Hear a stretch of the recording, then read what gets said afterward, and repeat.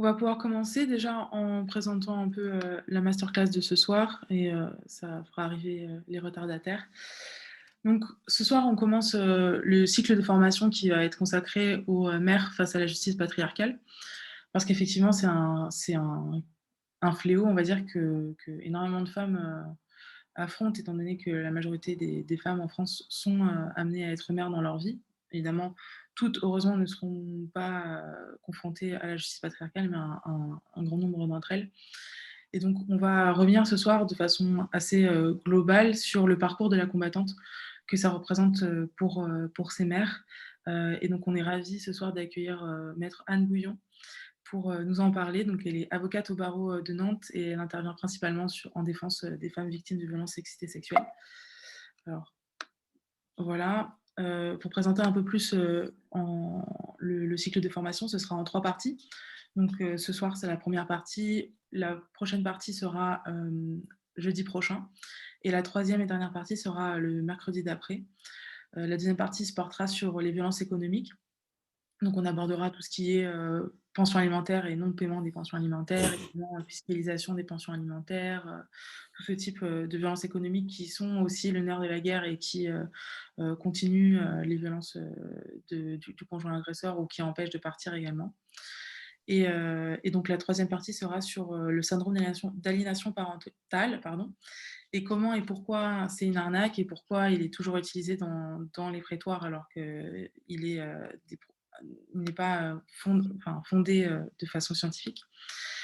Et donc, comme je vous le disais, ce soir, la première masterclass, on va revenir sur les obstacles auxquels sont confrontées les mères face à la justice. Donc, ça va être en ce qui concerne le droit de garde, la coparentalité, les violences secondaires, etc. Donc, pour présenter un peu l'association avant, donc on est une association qui a été créée en 2009. On est une association généraliste, donc on a pour but de traiter vraiment tous les sujets qui sont attraits aux droits des femmes, aux violences contre les femmes, aux violences masculines en général. Et voilà, on a des valeurs fortes, on est abolitionniste, on est intersectionnel, on est universaliste. On lutte contre la zoophobie et la biphobie, on est antiraciste, laïque, indépendant des partis politiques et bien sûr féministe, progressiste. Donc, on a préparé ce cycle de masterclass avec le groupe Féminisme et Justice, qui est un des groupes thématiques de l'association qui, comme son nom l'indique, travaille sur toutes les thématiques qui ont à voir avec les femmes face à la justice. Et on publie un journal tous les 3-4 mois et on mène régulièrement des projets, des actions de sensibilisation, du plaidoyer, aussi bien envers le grand public que envers les politiques, voilà, les institutions locales également. Donc, n'hésitez pas à continuer à nous suivre donc, sur les réseaux sociaux, en s'abonnant à la newsletter, à militer avec nous également, à adhérer, à nous soutenir. C'est pour ça et comme ça qu'on peut continuer à faire ce type d'événements. Et donc, pour revenir sur notre intervenante de ce soir et pas des moindres, donc Anne Bouillon, elle est avocate et intervient principalement, comme je vous le disais, en matière de droit des femmes, donc droit pénal, droit de la famille. Également cofondatrice du réseau d'action féministe unie RAFU, et elle a participé à la fondation de Citadelle, qui est un lieu ouvert 24/24 aux femmes victimes de violences. Et elle est classée par le magazine GQ, je pense, QG, je sais pas, comme l'une des 30 meilleures avocates de France. Alors, Anne Bouillon, je vais laisser vous présenter vous-même après cette introduction et nous dire peut-être en quelques mots quels sont vos combats dans votre métier d'avocate. Merci beaucoup, Ursula. Confirmez-moi que le son est bon et que vous m'entendez. D'abord, je vous présente des excuses parce que, comme vous pourrez le remarquer, je suis horriblement enrhumée. Et donc, je vais essayer de ne pas vous casser les oreilles avec ma voix de canard ou ma toux intempestive. Merci beaucoup de cette invitation. Je suis très flattée, très honorée par cette invitation. Oser le féminisme est une association qui est incontournable sur la place lorsqu'il s'agit de nous compter sur les combats féministes. C'est une association qui porte des valeurs, comme vous l'avez dit, extrêmement fortes et qui ne désarme pas. Et voilà, merci de l'honneur qui m'est fait de m'exprimer avec vous ce soir. Vous l'avez dit, je suis avocate et j'ai donc cette chance inouïe de pouvoir mettre en conformité les valeurs et les engagements qui sont les miens avec une pratique professionnelle que j'exerce avec bonheur, mais aussi fatigue, depuis maintenant plus de 20 ans, parce que j'arrive doucement mais sûrement à la cinquantaine, inévitable. Et j'ai 20 ans de barreau derrière moi, j'ai fait d'autres choses avant. J'ai très rapidement orienté mon action professionnelle au soutien de la défense des femmes. C'est un choix qui est coûteux lorsqu'on est avocat, parce que dans cette mesure-là, j'ai renoncé délibérément pour être en cohérence avec moi-même à défendre les hommes auteurs de violences conjugales. J'ai donc mis un petit coup de canif dans le serment d'avocate qui est le mien, puisque les avocats pénalistes sont censés, et c'est heureux, défendre tout le monde. Sauf que moi, je ne suis pas la seule à avoir fait ça, hein, on est un certain nombre d'autres à avoir fait ce choix, j'ai fait le choix de l'engagement et de l'engagement du côté des femmes. Ça me permet d'avoir une vision, j'ose espérer, assez pertinente de la situation des femmes face à la justice. Ça vient aussi peut-être présenter un biais, parce que à force de défendre des femmes victimes de violences sexuelles, sexistes, conjugales, eh bien, peut-être que la focale est un peu biaisée et que voilà, j'ai une vision déformée ou militante, appelez ça comme vous voulez, des choses. En tout cas, ce que j'ai toujours chevillé au corps après ces 20 années d'exercice, c'est une indignation qui ne me quitte pas, une stupéfaction qui ne me quitte pas sur ce qu'endurent les femmes au quotidien, dans leur famille, et puis dans d'autres sphères de notre société, hein, elles sont nombreuses, mais je ne me lasse pas de constater, y compris sur le plan personnel, je l'ai éprouvé, on est nombreuses à l'avoir éprouvé, un statut différent de par ma condition de femme. Voilà, je reçois encore quotidiennement, pas plus tard que cet après-midi, des femmes qui subissent parfois l'innommable et qui viennent déposer ça devant moi, avec cette charge lourde qui est la mienne de devoir porter leur parole et porter leur cause devant la justice, avec des écueils, avec des succès, avec des échecs. Et j'ai souhaité donner, et j'en aurai terminé avec cette présentation, à mon exercice professionnel une dimension un peu plus large, parce que je publie, c'est modeste, hein, mais je publie des chroniques, je publie des articles, je participe à des colloques, à des formations. J'ai créé avec d'autres un certain nombre d'associations militantes. Et voilà, j'envisage mon action comme à la croisée entre une profession, qui est une profession formidable, qui est parfois un sacerdoce, et un engagement militant féministe. Merci beaucoup. Alors, du coup, on va continuer sur le thème qui nous va nous occuper ce soir. Alors, ça va se présenter sous la forme de questions qu'on va vous poser à Anne Bouillon et auxquelles voilà, on va répondre. Et ensuite, vous pouvez également poser des questions dans le chat. Et à la fin, il y aura une partie questions-réponses, mais vous pouvez les écrire tout du long, mais on y répondra à la fin. Alors, concrètement, tout simplement, j'ai envie de dire, même si la réponse ne sera pas simple, quels obstacles les femmes rencontrent-elles quand elles veulent partir, quand elles veulent quitter un conjoint? Cette question à soi seule pourrait nous occuper toute la soirée, hein. C'est très compliqué de partir. C'est très compliqué pour deux raisons essentielles. Il y a des raisons qui sont d'ordre logistique, matériel, pratique, où habiter, où trouver refuge, vers qui se tourner, que faire des enfants, comment subvenir à ses besoins lorsqu'on est financièrement dépendant de son conjoint. Tout ça, ce sont des questions extrêmement vives, pertinentes, que se posent les femmes lorsqu'elles décident de partir. Ça, c'est une première série d'obstacles, et on pourra y revenir de manière un peu plus détaillée, avec des solutions qui sont pensées pour travailler sur ces obstacles. Je ne pense pas que ce soit les obstacles les plus importants lorsqu'il s'agit de partir. Je pense que les obstacles les plus importants lorsqu'il s'agit de partir, ce sont les obstacles liés aux représentations que les femmes se font d'elles-mêmes, de leur place, de leurs devoirs, de leurs conditions et de leur obligation à subir. Je vous disais que ça fait maintenant de nombreuses années que je travaille aux côtés de ces femmes, et là aussi, je suis toujours extrêmement surprise du seuil de tolérance aux violences et du seuil de tolérance à ce qu'elles subissent, voire légitime et justifie. Je crois que nous avons profondément été designés, élevés, éduqués dans l'idée de ce qu'il nous fallait tenir et notre rang et notre place au sein du foyer, et que ça passait nécessairement par des périodes où les choses allaient être difficiles. Les femmes serrent les dents très souvent et ont du mal à nommer pendant parfois des périodes très longues ce qu'elles subissent comme étant des violences. Je raconte souvent cette anecdote de cette femme qui pouvait m'indiquer à quel point à l'intérieur du foyer, tout était contrôlé par son mari. De l'heure de sortie, la nourriture, les aliments à consommer ou à ne pas consommer, les coups de téléphone, tout était absolument, les dépenses évidemment, tout était absolument contrôlé par son conjoint. Et lorsqu'elle est venue me voir, elle avait vraiment à cœur de me rassurer en me disant, vous savez, je suis venue vous voir vous, mais je ne suis pas victime de violence conjugale. Parce qu'elle n'était pas frappée, parce qu'elle n'était pas violée. Et donc, elle avait comme ça cette habituation à ce qu'elle subissait, qui pour moi était totalement effrayant. Et je crois qu'elles sont très nombreuses comme ça. Donc, les obstacles au départ des femmes, c'est, me semble-t-il, d'abord ça.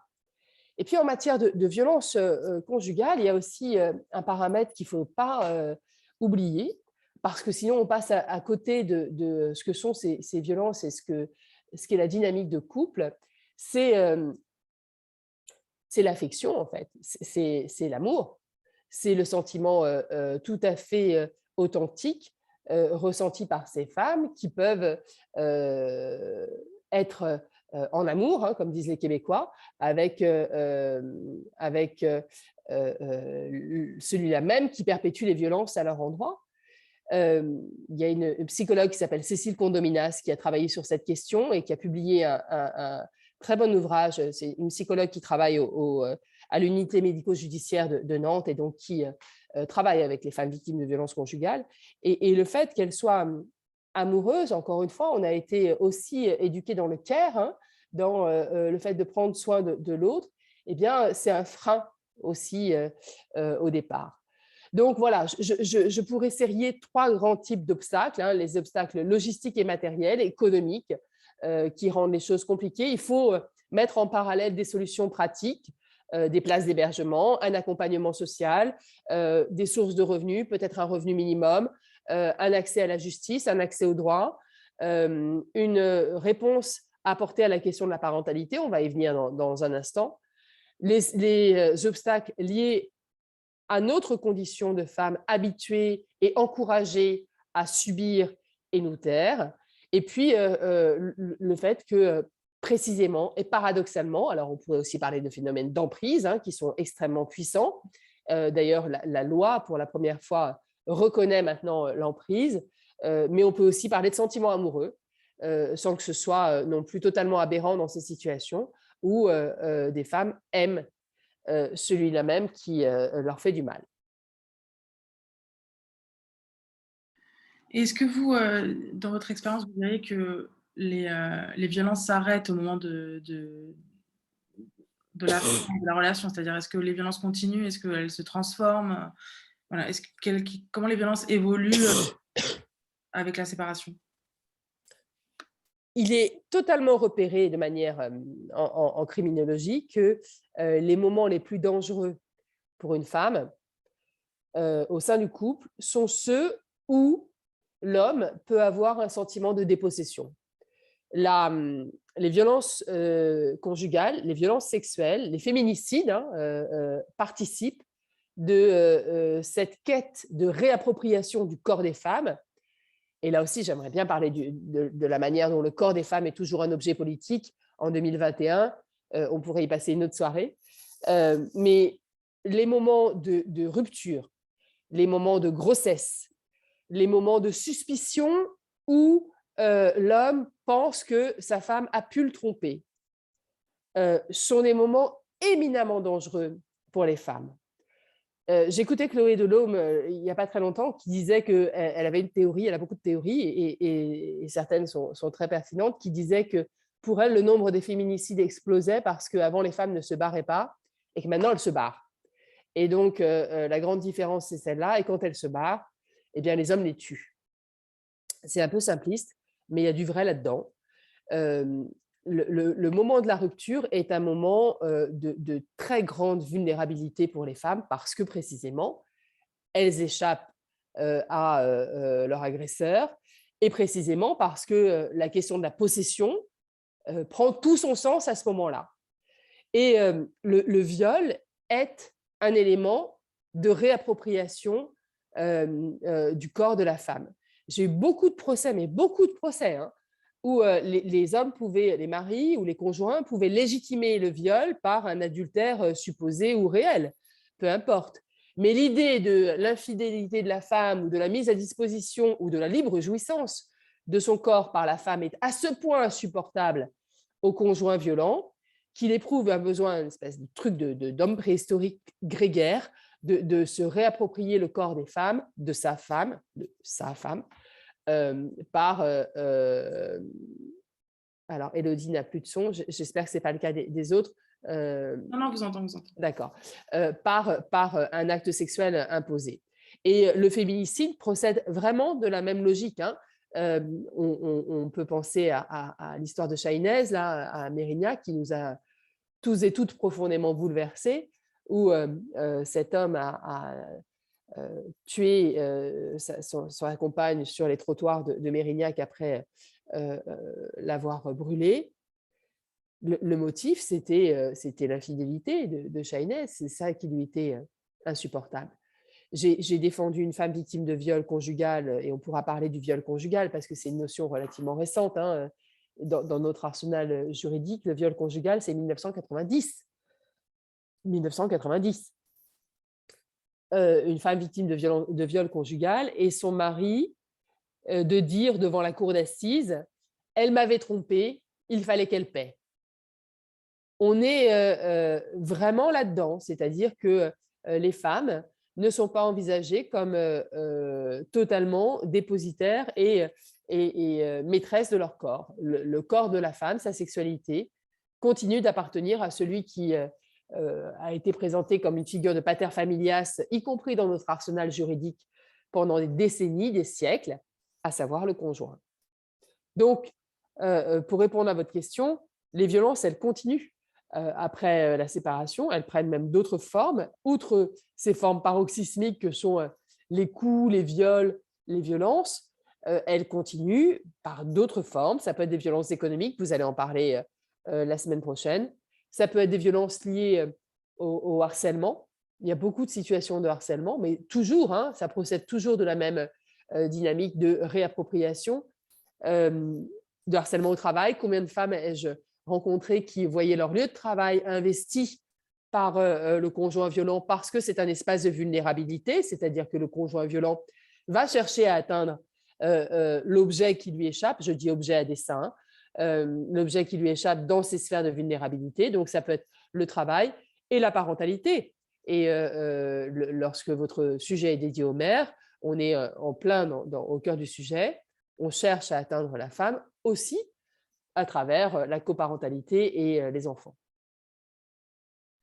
Oui, alors justement, on va continuer là-dessus, c'est une bonne introduction. Donc, quelles sont ces violences post-séparation? On en a déjà parlé juste à l'instant. Et à travers ces violences post-séparation, comment les pères instrumentalisent justement ce droit de garde pour continuer à exercer ces violences à l'encontre de leur ex-conjointe? Comment, en fait, le droit de garde leur permet est un moyen, en fait, de continuer à exercer ces violences? Alors, d'abord, il ne faut pas faire de généralité. Il y a des situations où les choses se passent comme ça, puis il y a d'autres situations où ça ne se passe pas comme ça.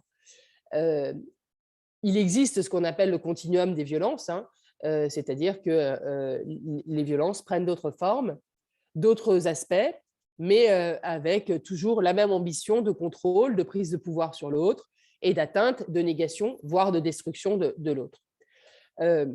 La coparentalité, c'est une question extrêmement compliquée. au moment de la séparation.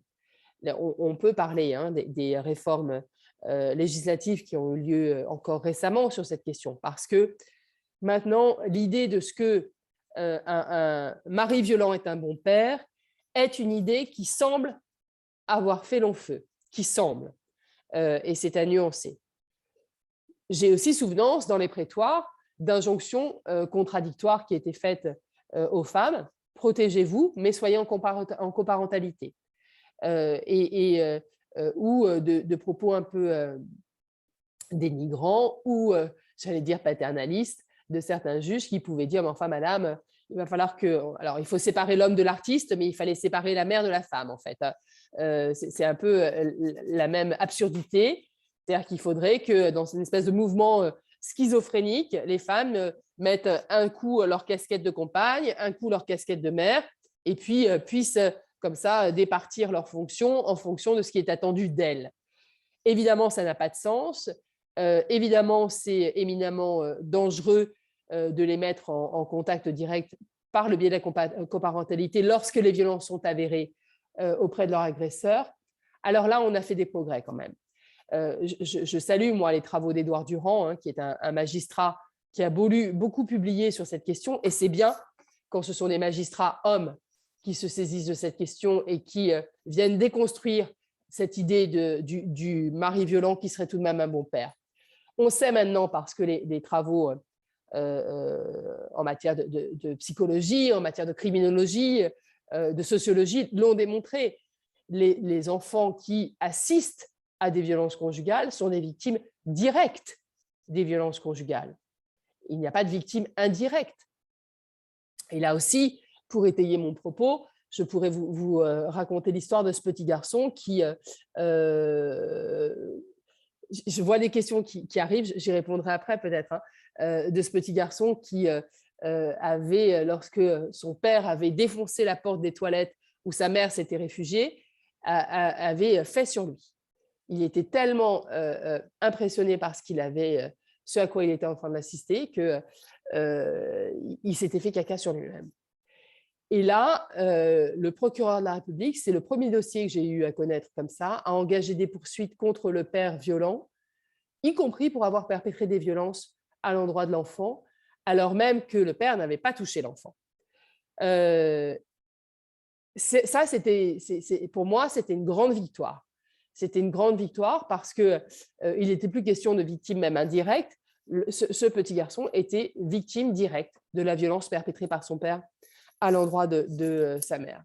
Mais les progrès sont lents encore. Voilà, les choses évoluent, mais de manière extrêmement disparate en réalité, tant sur le territoire national que de manière temporelle. Il y a des avancées, des reculs. Voilà, les combats restent à mener. Je peux penser aussi à l'interdiction de la médiation familiale. Combien de fois je me suis arraché les cheveux parce que, après avoir exposé une situation de violence conjugale, eh bien, le juge aux affaires familiales proposait une petite médiation. Vous allez bien vous retrouver en médiation. Vous allez m'arranger ça tous les deux ensemble. Alors ça, maintenant, là aussi, et je ne vous parle même pas des médiations pénales, où le procureur de la République pouvait renvoyer dos à dos un homme et une femme, considérant que les violences étaient réciproques, parce que la femme avait eu le malheur de se défendre. Donc, on revient de loin quand même dans cette progression de la culture juridique. Et moi, j'insiste beaucoup sur cette notion de culture juridique que nous induisons chez les avocats, chez les magistrats, chez les policiers, chez tous les auxiliaires de justice, de manière à nous départir de nos représentations et de nos réflexes. Mais ça prend du temps, il faut travailler, il faut lire, et puis encore une fois, c'est loin d'être la panacée partout. Merci. Qu'est-ce qui, dans, on va dire, le dispositif au niveau juridique du droit de garde peut être un instrument pour les pères violents pour continuer l'exercice de violence? C'est-à-dire le fait qu'ils aient encore ce droit d'information à connaître l'adresse de leurs enfants. Il y a eu par exemple une étude du Haut Conseil d'égalité sur les violences conjugales en 2020 qui disait que 72,16% des femmes qui ont obtenu une ordonnance de protection contre un ex-conjoint violent doivent partager la garde avec ce même conjoint violent. Donc, on revient un peu sur cette schizophrénie que vous évoquiez juste avant. Et qu'est-ce qui, actuellement, comment le système est fait, permet ça? Alors, il y a deux choses dans ce que vous dites, Ursula. Il y a la garde et l'autorité parentale. C'est deux questions différentes. Depuis la loi Pradié sur l'ordonnance de protection, qui a revu en profondeur l'ordonnance de protection judiciaire. Je rappelle, pour ceux et celles qui ne savent pas ce que c'est qu'une ordonnance de protection, depuis 2010, le législateur a inséré dans notre code civil la possibilité pour une victime de violence conjugale de solliciter du juge d'affaires familiales en urgence une ordonnance, donc une décision qui vient fixer un certain nombre de mesures et d'interdictions face à un conjoint violent et qui, par la même occasion, statue sur les rapports parentaux. Et le texte est ainsi fait de ce que les violences doivent être seulement vraisemblables et il faut également caractériser un danger. Donc, l'idée de ce que les violences doivent être seulement vraisemblables, c'est une très bonne chose parce que ça évite à la requérante d'avoir à administrer la preuve des violences certaines. Elles n'ont qu'à revêtir un caractère de vraisemblance pour que l'ordonnance de protection soit rendue. En revanche, la condition cumulative, c'est le danger. On est beaucoup à militer pour supprimer cette notion de danger dans l'ordonnance de protection. Depuis le début, pour moi, c'est une aberration de considérer qu'il y a des violences qui mettent en danger et donc il y aurait des violences qui ne mettraient pas en danger, à contrario. Et donc, encore une fois, pour avoir une ordonnance de protection, il faut les deux. Il faut des violences vraisemblables qui mettent en danger. Autrement dit, si on fait une lecture à contrario, il y aurait des violences vraisemblables qui ne mettraient pas en danger. Et d'ailleurs, il y a plein de juges qui refusent de délivrer des ordonnances de protection après avoir constaté les violences, mais constatent l'absence de danger. Par exemple, s'il y a une séparation effective. Ça a été des jurisprudences très nombreuses qu'on a eues dans les années 2010, 2011, 2012. Autrement dit, le message implicite, c'était « il faut que tu restes chez toi à subir des coups, parce que si tu es parti, il n'y a plus de danger, donc pas d'ordonnance de protection ». Ça, c'est tombé en désuétude. Mais il a fallu beaucoup se battre sur le terrain jurisprudentiel. L'absence de danger, elle peut procéder également d'autres mesures qui sont prises. Par exemple, je pense à des contrôles judiciaires qui peuvent être pris par le procureur de la République et donc le juge d'affaires familiales de considérer que ça fait double emploi et donc il n'y a plus de danger. Bref, ou alors que les violences sont trop anciennes.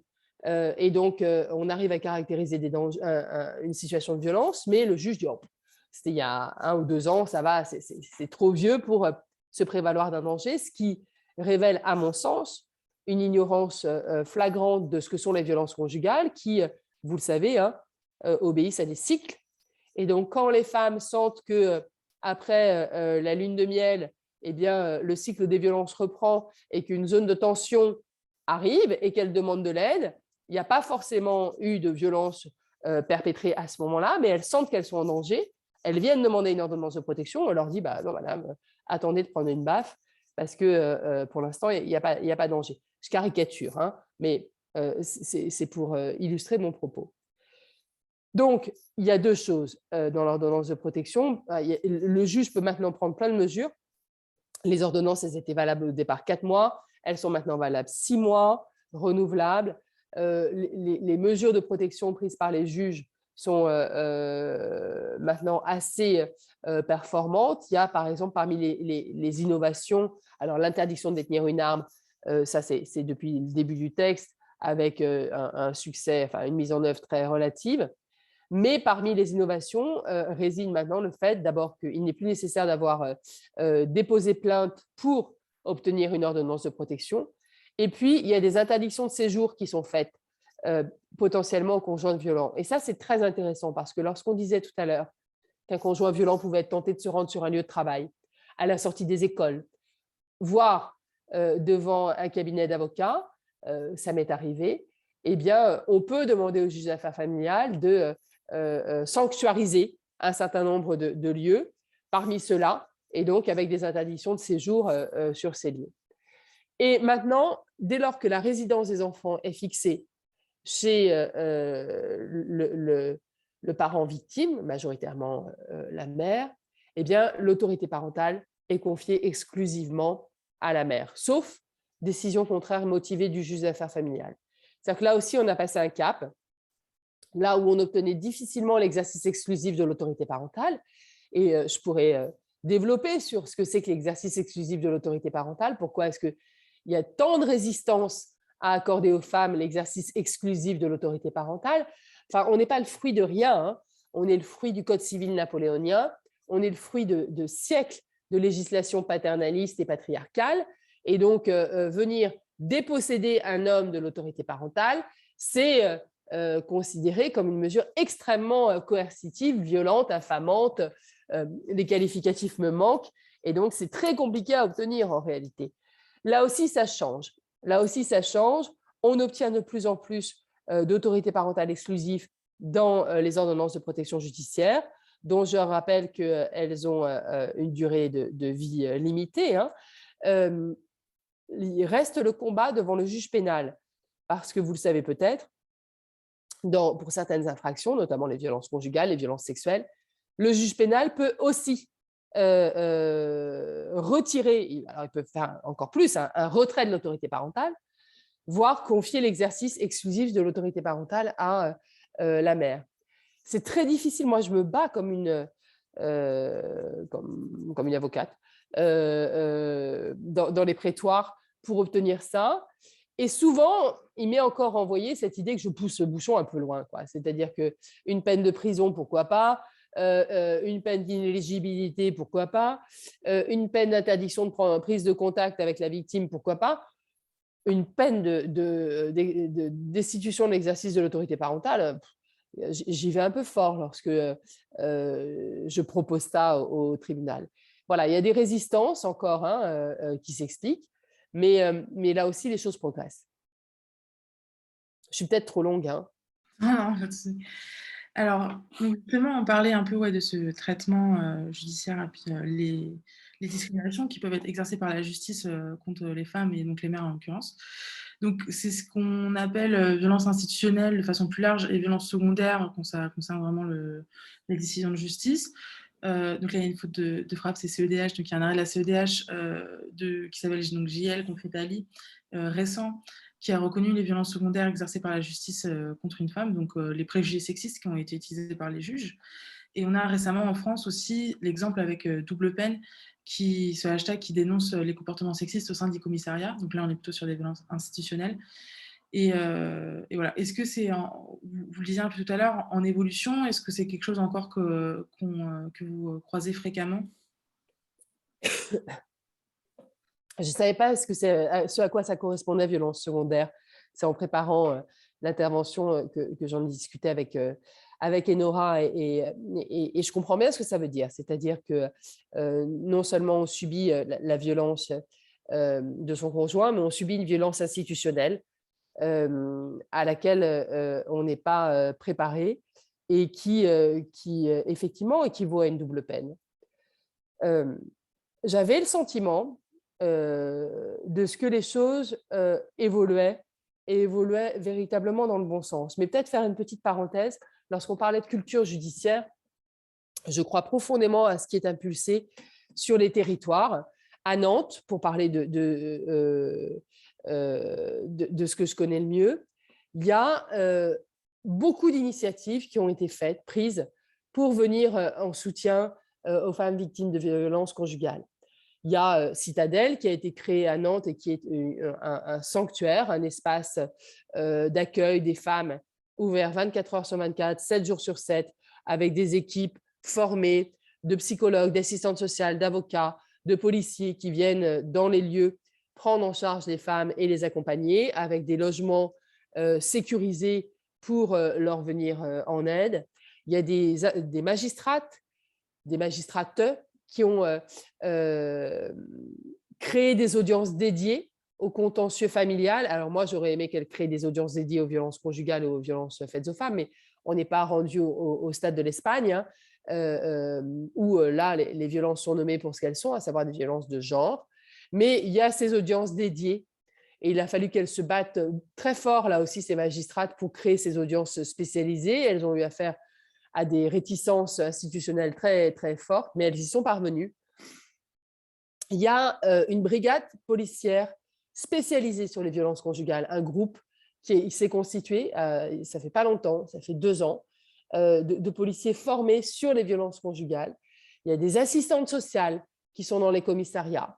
Elles sont 4. C'est pas beaucoup, mais c'est déjà ça, réparties sur le territoire. Et donc, tout ça fait que on a abaissé collectivement notre seuil de tolérance aux violences faites aux femmes. On a mis les synergies en lien et on a collectivement, encore une fois, fait en sorte qu'il y ait un maillage assez efficace de prise en charge des femmes. Mais encore une fois, c'est un exemple lié à la Loire-Atlantique, à Nantes. Moi, je fais partie d'un réseau d'avocates féministes militantes et on discute souvent entre nous.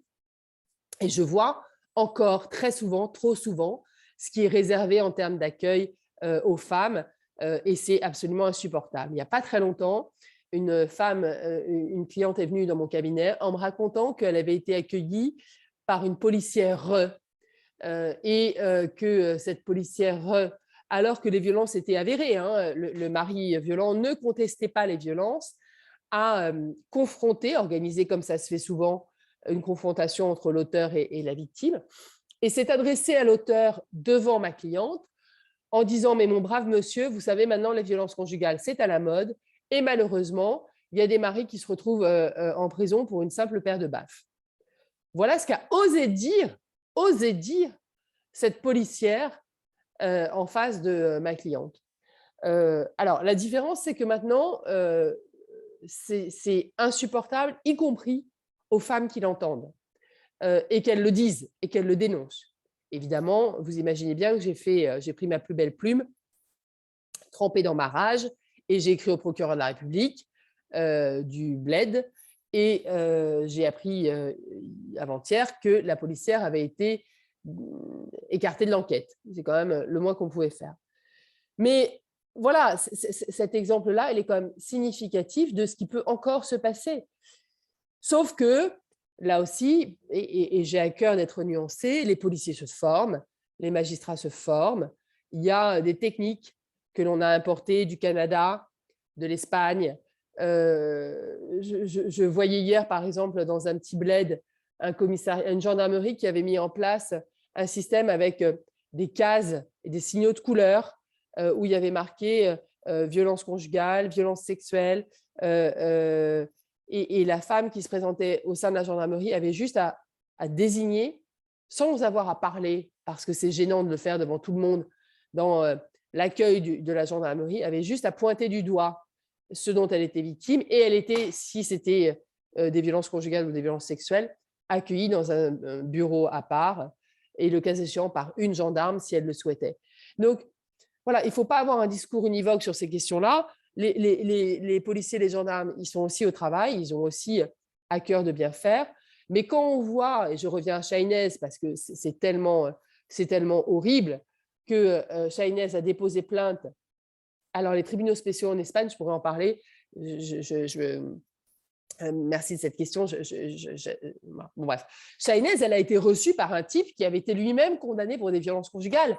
Enfin, là, on marche sur la tête, on devient dingue. Comment est-ce qu'elle peut être prise au sérieux quand le gardien de la paix qui la reçoit a lui-même perpétré des violences sur sa femme, quoi. Donc, ces violences secondaires continuent d'exister, mais voilà, elles sont dénoncées maintenant, hein. La grande différence, c'est on rigole plus tellement avec ça, et que moi, je connais plus beaucoup de procureurs qui soient complaisants avec ce genre de choses. Mais ça arrive encore. Ça arrivait avant dans les prétoires, c'est-à-dire que moi, j'ai assisté à des scènes hallucinantes de magistrats qui se permettaient des choses vis-à-vis des femmes qui étaient terribles parce qu'elles étaient jugées. Encore une fois, je ne vais pas vous raconter toutes mes histoires ce soir, hein, mais elles étaient jugées alors qu'elles étaient victimes.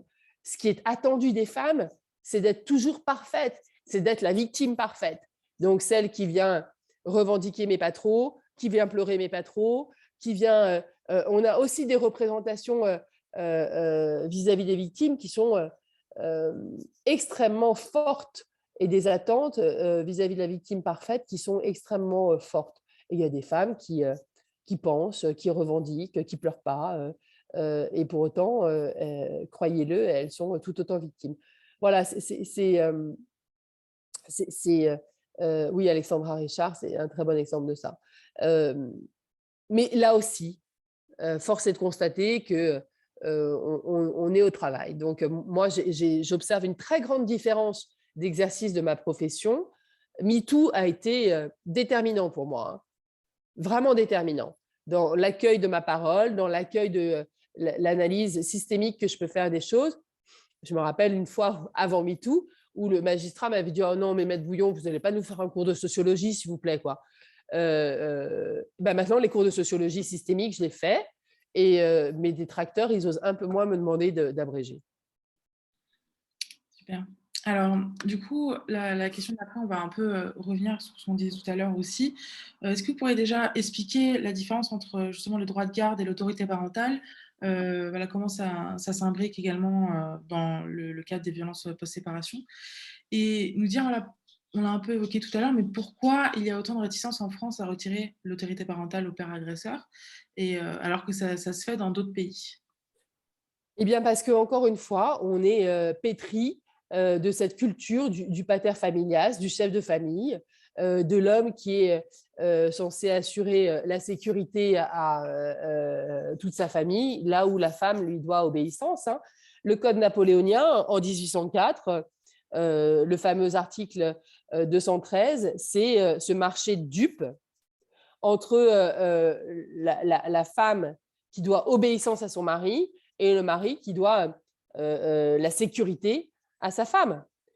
Et donc, ce rapport de domination, il était codifié. Alors là, il y a beaucoup de bruit dans… C'est bon. C'est bon. Donc, ce rapport de domination, il était tout à fait codifié. Le devoir d'obéissance des femmes dans le Code civil, ça a disparu en 1938. 1938. Alors, la différence entre garde et autorité parentale, garde, ce n'est pas un terme juridique, hein. Garde, c'est un terme de droit commun, enfin, c'est un terme dans le langage courant. On parle de résidence. La résidence des enfants, elle est fixée chez le père, chez la mère ou alternativement chez les deux. Bon, ce qu'on appelle la garde alternée, la résidence alternée en l'occurrence. L'autorité parentale, ce sont les prérogatives qu'exercent un ou deux parents sur l'enfant en termes de décision. Éducation religieuse, traitements médicaux, déplacements à l'étranger, pratique de sport dangereux, éducation dans les écoles privées ou publiques, bref, tout ce qui est relatif aux décisions que vous devez prendre lorsque vous éduquez vos enfants. C'est ça la différence, hein. Et donc, de plus en plus, l'autorité parentale en matière de violence conjugale, elle est confiée à la mère lorsque celle-ci a été victime de violence. Et puis, le droit de garde, de plus en plus également, on considère que, ou pas, hein, moi, tout existe. Il y a des femmes qui me disent, moi, je considère que mon mari peut être en situation ou mon conjoint peut être en situation de prendre les enfants un week-end sur deux, ou voire même la moitié du temps. Toutes les situations existent. Bon. Mais en matière d'autorité parentale et pour protéger les femmes, en relation avec ce qu'on disait tout à l'heure, il me semble, moi, judicieux de demander à tout le moins pour un temps à ce qu'elles aient l'autorité parentale exclusive, de manière à ce qu'elles n'aient pas à prendre de décision avec leur conjoint violent et à ce qu'elles ne soient pas confrontées à « bon, est-ce qu'on le fait opérer? Est-ce qu'il fait du poney ?» Voilà, toutes ces décisions, elles doivent être prises unilatéralement pour éviter les zones de rencontre, les zones de friction et les zones où s'exerce la violence. Ça répond à votre question? Oui, c'est ça en fait, c'est-à-dire que même si, par exemple, il n'a pas de droit de visite ou voilà, la résidence n'est pas fixée chez le père agresseur, s'il continue à exercer cette autorité parentale, ça force en fait au contact, aux échanges avec la mère. Donc ça ne résout pas le problème en fait, c'est ça. Donc c'est pas suffisant de simplement mettre la garde exclusive chez la mère. Il faut également se pencher sur la question de l'autorité parentale. C'est ça. Est-ce que dans votre pratique aussi, vous voyez que, par exemple, tout ce qui est de droit de visite médiatisé ou alors ça, je pense que c'est quelque chose que beaucoup de gens ignorent pour en avoir un peu discuté avec d'autres féministes. Il y a des modalités qui existent où la justice constate qu'il y a en tout cas des violences, des mésententes, enfin quelque chose qui peut amener à des violences en tout cas, entre le père et la mère, donc plus souvent le père sur la mère, hein, évidemment, et donc vont désigner un lieu neutre pour que se fasse l'échange des enfants. Est-ce que c'est pas archaïque comme procédé, puisque quand on admet qu'il y a une violence, de toujours conserver cette droit de visite, est-ce que c'est pas un problème en soi? Et il y a eu aussi des agressions de travailleuses et travailleurs sociaux par les pères violents lors de ces parce que c'est souvent voilà, c'est souvent confié à une travailleuse ou un travailleur social de faire l'échange en fait des enfants pour pas que le père et la mère se voient. En droit, on fait de la casuistique, hein, c'est-à-dire qu'un cas ne ressemble pas à un autre.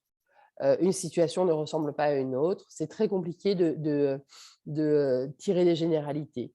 On fait du cas par cas, on fait du sur-mesure, c'est-à-dire qu'il y a des situations où il est avéré que le père, nonobstant les violences, peut, parce que la mère le souhaite également, continuer à entretenir du lien avec les enfants sans que ça représente un danger. Il y a des situations où c'est éminemment dangereux parce que on sait que le père, en réalité, au-delà des enfants, ce qu'il veut, c'est atteindre la mère. Voilà, il n'y a pas deux situations qui se ressemblent et donc on a comme ça des dispositifs qui existent et il y a des situations où, et la loi le prévoit, hein, il y a dans des situations particulièrement graves, on peut suspendre le droit de visite du père et considérer que pour un temps, eh bien, il ne doit plus avoir de contact avec ses enfants. Ça arrive. Et puis, il y a des situations où on prend des mesures d'aménagement, où la remise des enfants se fait, c'est pas très chouette, mais ça arrive devant un commissariat, une gendarmerie, ou dans des points rencontres où le parent, potentiellement dangereux, vient voir ses enfants dans un lieu qui est fermé. Ça intervient dans des situations de violence avérées ou pour des reprises de contact. Oui, ça existe. Merci. Alors, pour continuer, on l'a déjà un peu abordé, mais on peut faire peut-être un bilan. Est-ce que donc la justice est égalitaire et elle traite de façon égalitaire les hommes et les femmes, et donc en l'occurrence les pères et les mères? Et sinon, quelle différence de traitement il y a entre la mère et le père?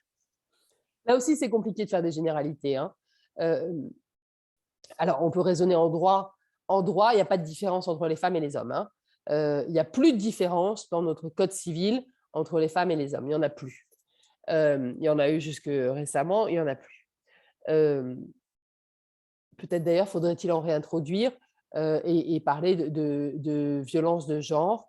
Là aussi, je fais référence à ce qui se passe en Espagne. En Espagne, lorsque Pedro Sanchez dit que les hommes tuent des femmes parce que ce sont des femmes et que les hommes tuent des enfants parce que les mères, les femmes sont les mères de ces enfants, eh bien, il vient désigner de manière la plus claire qui soit les violences de genre. Nous, on a encore des pudeurs de jeunes filles sur cette question-là. On parle de violence intrafamiliale, de violence conjugale, etc. Bon, mais pour répondre à votre question, le droit ne fait plus de différence. Est-ce que les femmes sont traitées différemment que les hommes devant la justice? Écoutez, c'est une question compliquée. Moi, je n'ai pas de réponse toute faite. Je constate des différences dans certaines situations. J'ai constaté, moi, comme avocate, que j'avais pu être traitée différemment de mon mari qui est avocat. On avait des attentes à mon endroit où j'ai subi des choses que mon mari n'a jamais subies. Mais je crois que toutes les femmes, dans toutes les sphères de leur vie sociale, au travail, amoureuse, on a éprouvé le fait qu'on avait une condition qui était liée à notre sexe. Enfin, je dirais un extraordinaire, là. Penser que les juges, les avocats, les personnels de justice sont une espèce d'îlot d'égalité parfaite et pratiquent une égalité absolue entre les femmes et les hommes, ben non, en fait, on est tous et toutes imbibés de culture patriarcale et on porte ça lourd dans notre ADN. Et donc, il y a nécessairement des réflexes comme ça, je parle de réflexes, hein, qui peuvent s'exercer ou s'exprimer à l'endroit des femmes, avec comme ça des injonctions très, très fortes en termes de ce qu'elles doivent être, de ce qu'elles ne doivent pas être, de ce qu'est une bonne mère, de ce qui n'est pas une bonne mère. Moi, je me rappelle d'une cliente qui me disait, mais moi, je n'ai pas du tout envie d'avoir la garde des enfants. Si mon mari pouvait les prendre, ça m'irait très bien, quoi. Mais moi, je me suis dit, mais qu'est-ce que c'est que cette mère, en fait? C'était juste une femme qui n'avait pas construit son identité autour de sa maternité. Et bien, ça choque. Donc, on est tous et toutes pétris de cette culture patriarcale et misogyne où on assigne une place aux femmes. Je vois passer des questions qui sont bien techniques, là, l'articulation entre juge des affaires familiales et juge des enfants. Évidemment, je veux bien y répondre, mais ça me ferait faire des petites digressions. Hein, mais, Oui, on va y répondre après, pas de souci. Alors, donc un peu bilan de tout ça. Quels sont les moyens à mettre en œuvre pour améliorer la protection des victimes? des sous. Voilà, oui. Des sous. Tout à fait. De la thune. Non, non, vraiment, évidemment. D'abord, travailler à une culture réelle de l'égalité, en fait. Peut-être nous interroger profondément et authentiquement sur la question de savoir pourquoi, en 2021, cette société reste toujours aussi violente à l'endroit des femmes. Qu'est-ce qui continue de dysfonctionner chez nous, comme société?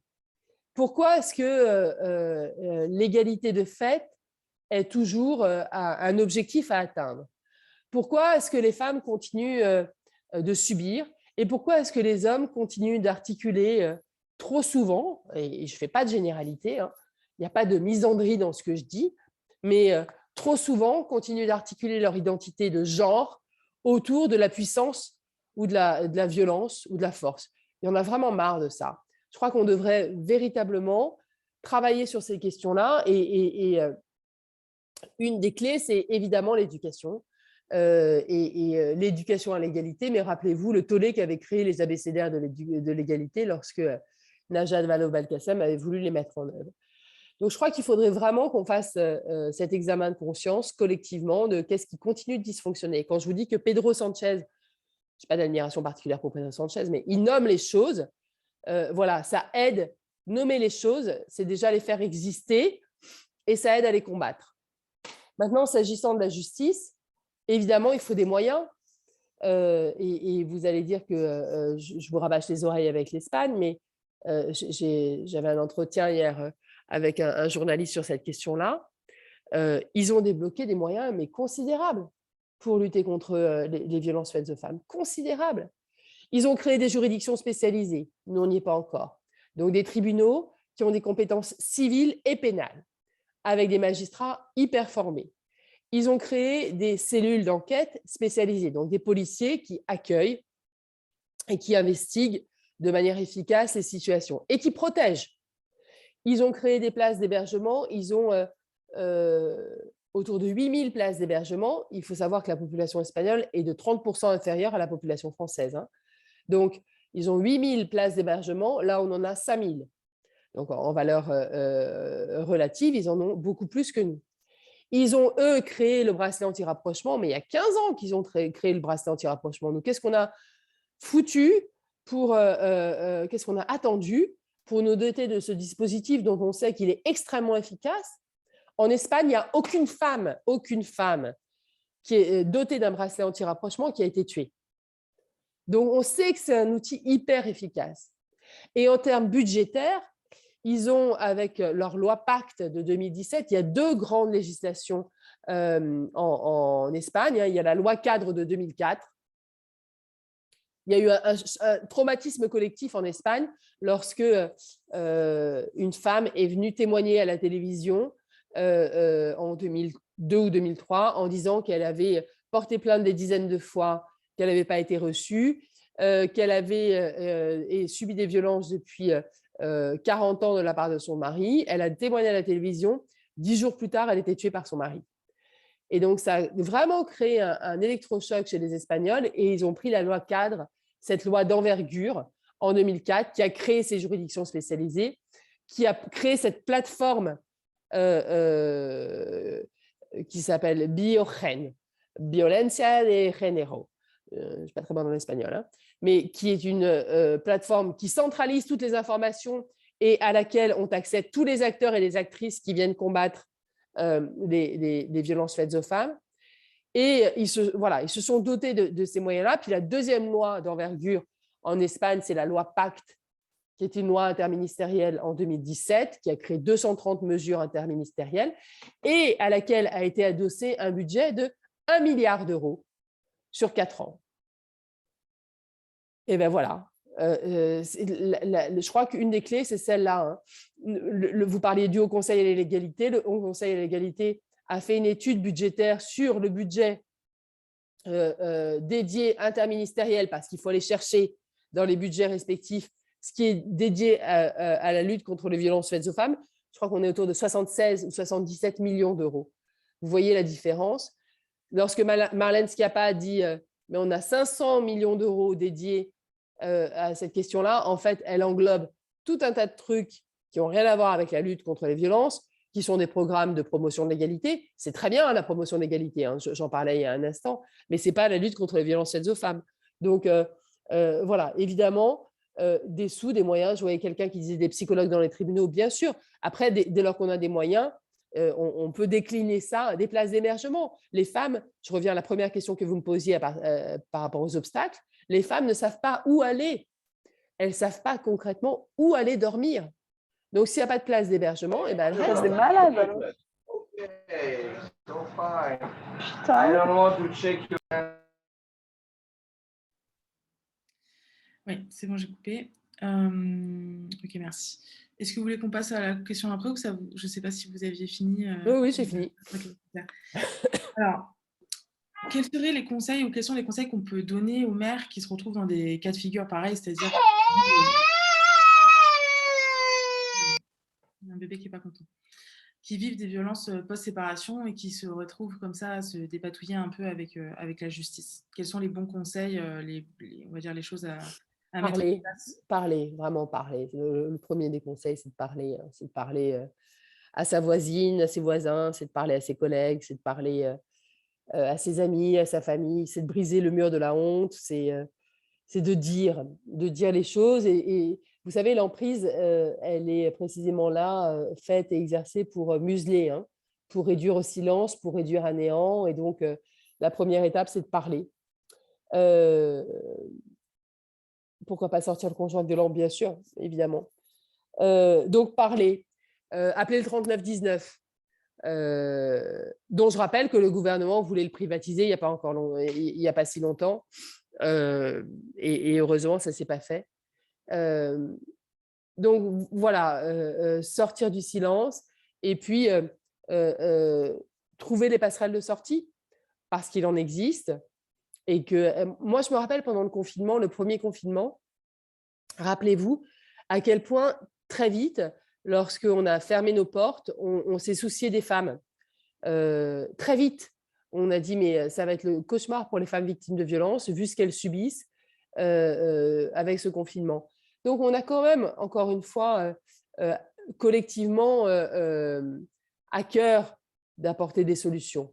Et il y a des solidarités qui se nouent, il y a des passerelles de sortie qui existent, il y a de la sororité qui peut jouer. Donc, le premier conseil que je donne, moi, c'est de parler.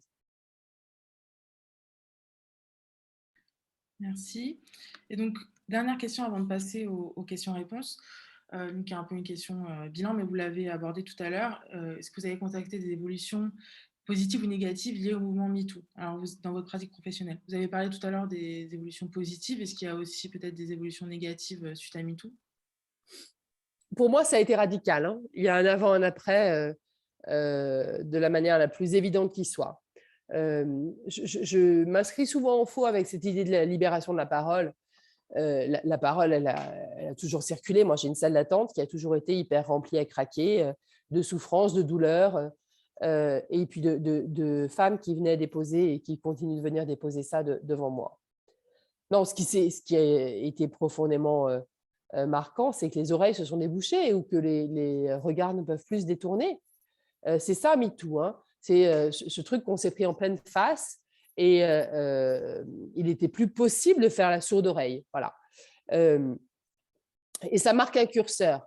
Ça pose un curseur et maintenant, il faudrait qu'on change de paradigme. On n'a toujours pas changé de paradigme.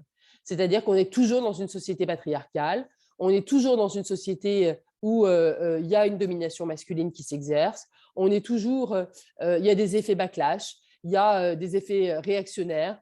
Regardez quels sont ceux qui prennent la parole et qui sont le plus écoutés aujourd'hui. Ce ne sont pas des progressistes et ce ne sont pas les chantres de la libération et de l'émancipation des femmes, hein.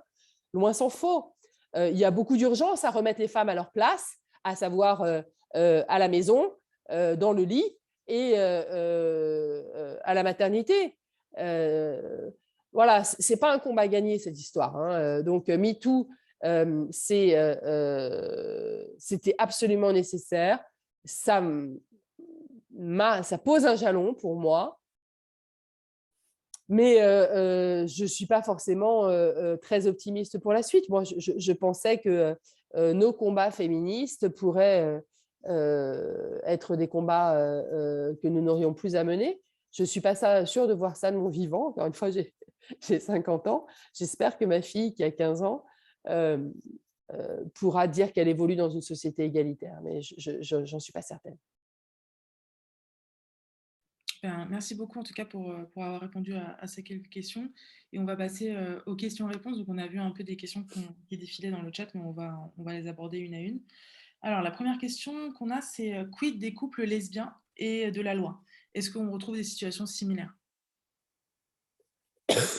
La loi adresse pas, la loi ne parle pas, merci, de couples lesbiens, gays ou hétérosexuels, hein. Est-ce que la violence s'exerce dans les couples lesbiens et dans les couples gays? Bien sûr que la violence s'exerce dans les couples lesbiens et dans les couples gays. C'est une autre forme de violence peut-être. Ce n'est pas une violence issue du patriarcat, mais la violence s'exerce. Je veux dire, les femmes exercent de la violence aussi, hein. Gardons-nous de toute représentation angélique.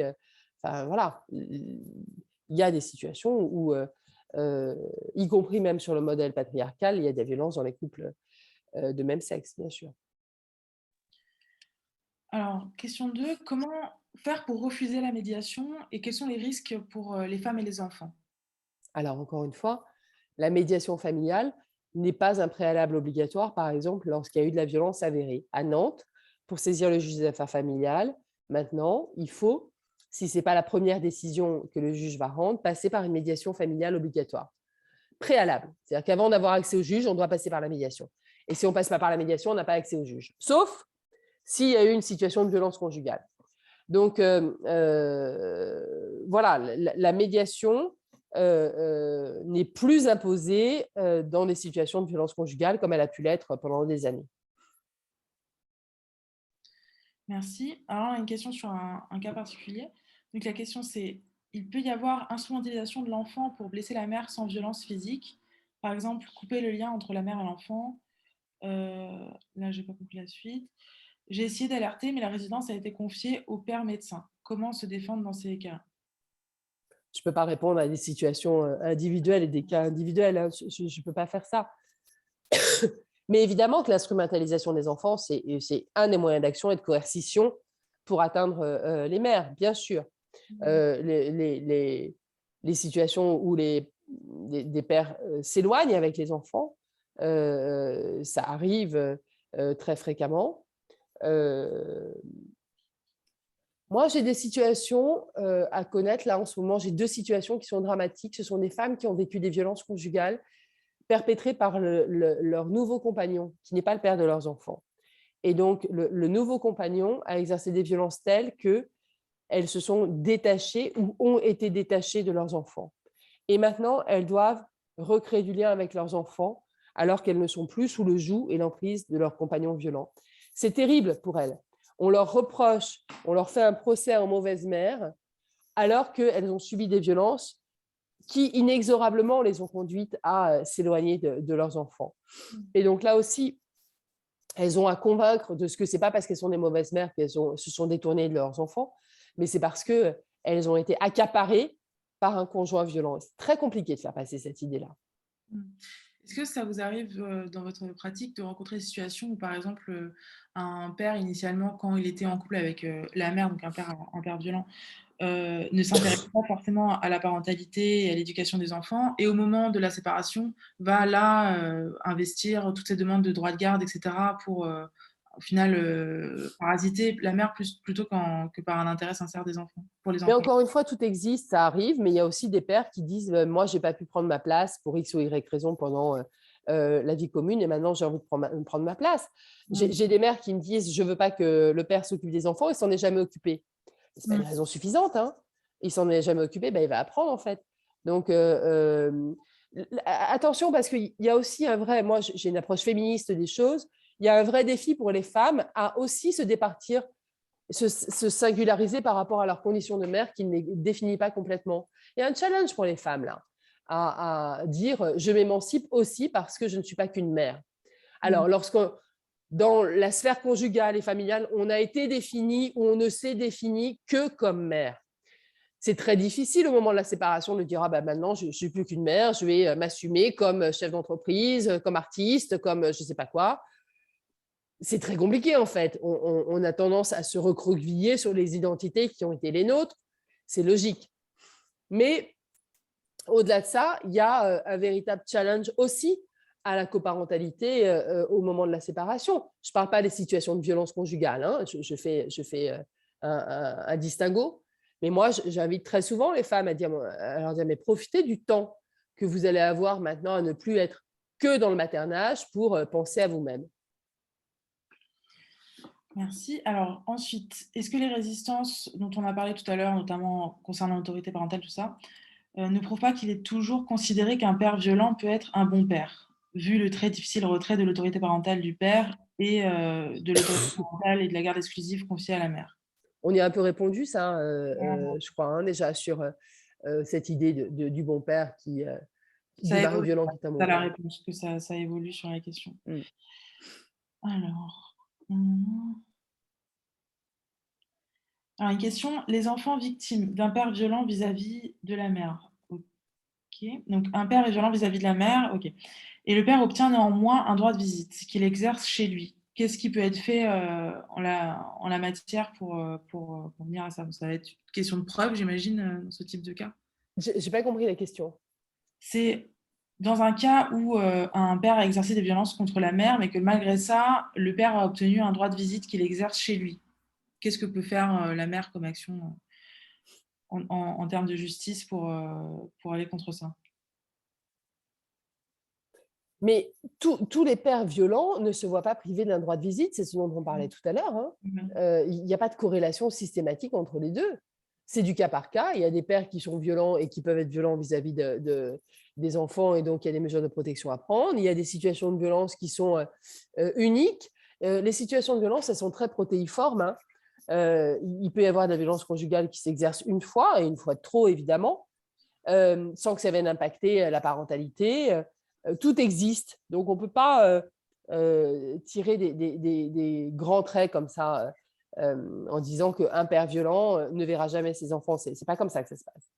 Oui, mais OK. Y a-t-il une meilleure articulation entre le juge des enfants et le juge des affaires familiales ces dernières années? Oui, c'est une question intéressante et c'est une vraie bonne question. La loi a répondu à ça en obligeant le juge des affaires familiales, le juge des affaires familiales à aller consulter le dossier du juge des enfants. Le juge des enfants, hein, c'est le juge de la protection de l'enfance en danger, qui est aussi un juge d'ailleurs qui a des compétences pénales pour poursuivre, pour sanctionner les mineurs délinquants, mais qui est d'abord le juge de la protection de l'enfance. Et donc, il y a des dossiers qui peuvent être ouverts sur une situation devant le juge des enfants et des rapports qui sont produits. Et devant le juge des enfants, alors là, les injonctions à la coparentalité, elles sont très fortes. C'est-à-dire que le juge des enfants va centrer son action sur l'enfant et renvoyer un peu les parents dos à dos, souvent, enfin pas le juge des enfants, mais les services éducatifs, en disant ma foi, il y a du conflit conjugal, les parents sont incapables de s'entendre, il faut protéger l'enfant, l'exfiltrer, le placer, etc. Et les services éducatifs peuvent avoir, c'est pas une règle générale, mais peuvent avoir une tendance comme ça à ne pas vouloir adresser la question des violences conjugales ou des violences subies par les femmes en renvoyant les parents dos à dos sur leur co-responsabilité. Ça, c'est très, très, très agaçant dans Donc, les une dossiers forme de devant les juges des enfants. symétrisation, en fait. Pardon? Une forme de symétrisation. Ouais, exactement. Comment trouver une avocate féministe spécialisée en droit des femmes et dans les violences faites aux femmes? Eh ben, il faut chercher. Il y a la Fédération nationale de solidarité femmes, hein, la FNSF qui gère le 3919, a une liste d'avocates qui sont engagées sur ces questions-là. Ok, d'accord. Donc sur le site de la FNSF. Il faut appeler la FNSF. Faut appeler, ok, donc c'est le 3919. Hein, ok. Mm. Alors, des places d'hébergement, oui, mais pourquoi ne pas sortir le conjoint violent? Oui, oui, bien sûr. Bien sûr. La première des choses, c'est de dégager le conjoint violent. Mais il y a des femmes qui ne veulent pas rester dans leur domicile non plus parce qu'elles s'y sentent plus en sécurité et parce qu'elles ont envie d'avoir un secret d'adresse, parce que pour mille et une raisons. Mais oui, bien sûr, je suis totalement d'accord. Il faut d'abord envisager cette alternative-là et dégager le conjoint violent. On parle beaucoup de violences physiques alors que c'est le sommet de l'iceberg. Quid de l'emprise des violences psychologiques de toutes les femmes qui n'ont pas de preuves de violence physique ou de violence suffisante? Ouais, la violence psychologique, c'est de la violence, hein, et c'est de plus en plus reconnu comme tel. Après, on se heurte à une vraie difficulté qui est l'administration de la preuve. Ouais. On trouve des preuves. On trouve des preuves parce que les violences, elles s'exercent de plus en plus en 2.0. Elles s'exercent sur les réseaux sociaux, par les téléphones portables, par la captation des comptes bancaires, par… bref, moi, j'ai des femmes qui arrivent avec des captures d'écran de SMS d'insultes, des enregistrements. J'ai beaucoup de femmes qui enregistrent tout. Il faut tout enregistrer. Et ça constitue des preuves, hein, lorsqu'elles se font insulter, humilier, voilà, enregistrer. Donc ça, c'est un conseil que peut donner aux femmes d'enregistrer, d'avoir des extraits comme ça, audio aussi. Ouais. Alors, est-ce que le cas du garçon ayant déféqué sur lui de peur, dont on a parlé tout à l'heure quand il était témoin de violence et dont le père a été condamné, a fait jurisprudence? Est-ce que vous pourriez nous donner les informations permettant de retrouver ce jugement afin de permettre à nos avocats de la citer au juge? Alors, est-ce qu'il a fait jurisprudence? Oui, il y a des poursuites qui sont engagées. Ça dépend du procureur de la République, en fait. Il y a des procureurs de la République qui sont très proactifs sur cette question-là et qui engagent des poursuites. D'autres, beaucoup moins. À Nantes, le procureur de la République était plutôt proactif sur ces questions-là. Après, donner la décision, pourquoi pas, mais il faut que je l'anonymise. Pourquoi pas. Hmm. Est-ce que la loi telle qu'elle existe, elle favorise en fait, elle me pose comme modèle souhaitable, préférable, la coparentalité, vraiment ce partage entre parents bref, de l'éducation des enfants? De l'autorité parentale, oui, bien sûr. L'exercice conjoint de l'autorité parentale, c'est la règle.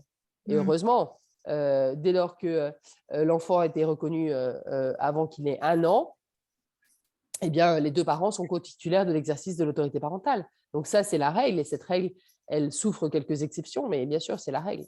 Mais même en cas, est-ce qu'il y a des exceptions qui sont prévues en cas de violence ou pas? Enfin, Oui, oui, oui. En cas de, par exemple, dans l'ordonnance de protection, dès lors que la résidence est fixée, l'autorité parentale doit être dévolue à l'exercice de l'autorité parentale doit être dévolu à la mère.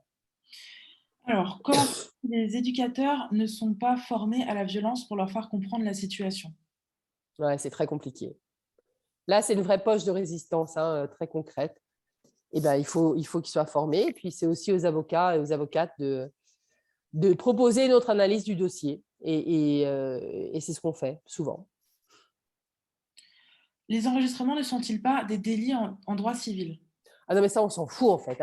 Il y a plein de choses dont on se fout. C'est-à-dire que moi, j'ai des clientes qui me disent mais si je quitte le domicile, il va faire un divorce pour faute. Non, mais on s'en fout en fait. Si j'enregistre, c'est une atteinte à la vie privée. On s'en cogne, c'est le cas de le dire. Il y a des nécessités fait loi. Hein. Voilà, donc la protection d'abord et avant tout.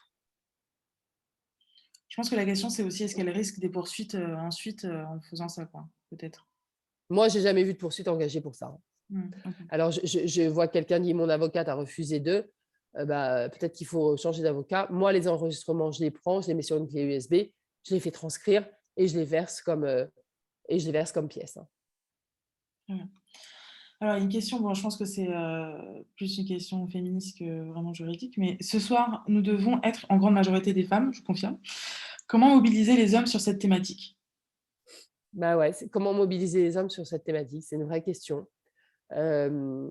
Sauf qu'il y a des moments aussi où on aime bien être en non-mixité. Hein. Il y a des moments où c'est nécessaire d'être en non-mixité.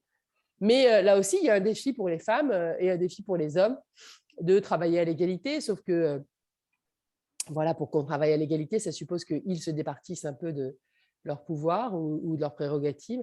Mais des hommes déconstruits qui sont engagés sur la delphité, sur l'égalité, il y en a. C'est aussi, alors moi j'ai plein de copines féministes qui me disent, moi j'en ai ras-le-bol de conscientiser ou de déconstruire les hommes, ils n'ont qu'à le faire tout seuls, certes.